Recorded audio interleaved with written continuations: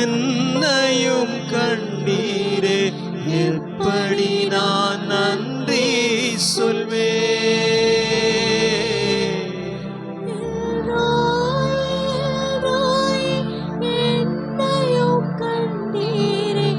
எப்படி நான் நன்றி சொல்வேன். நன்றி நன்றி ஐயா, கோடி கோடி நன்றி ஐயா. நன்றி நன்றி ஐயா,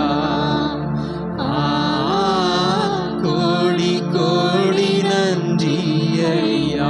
வலது கரத்தை தேவனுக்கு நேராய் உயர்த்தி சொல்லுவோமா? மறவாமல் நினைத்தீரையா,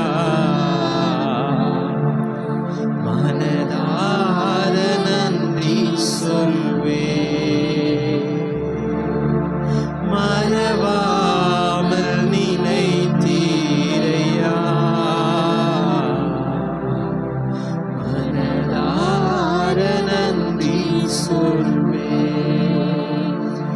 இரவும் பகலும் என்னை நினைந்து இதுவரை நடத்தினீரே.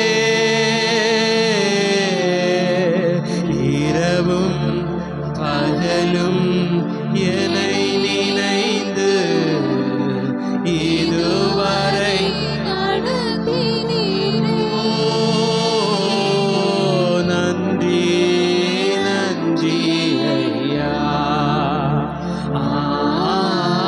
கோடி கோடி நன்றி ஐயா. நன்றி நன்றி ஐயா, கோடி கோடி நன்றி ஐயா. தடைகளை உடைத்தீரையா, தள்ளாட விடவில்லையே.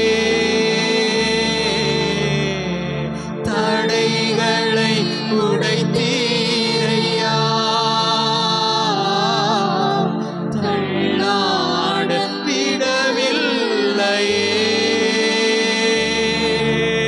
சோர்ந்து போன நேரமெல்லாம் தூக்கி என்னை சுமந்து வாக்கு தந்து தேற்றினீரே. சோர்ந்து போன நேரமெல்லாம் தூக்கி என்னை சுமந்து வாக்கு தந்து தேற்றினீரே. இரண்டு கரங்களை உயர்த்தி சொல்லுவோமா?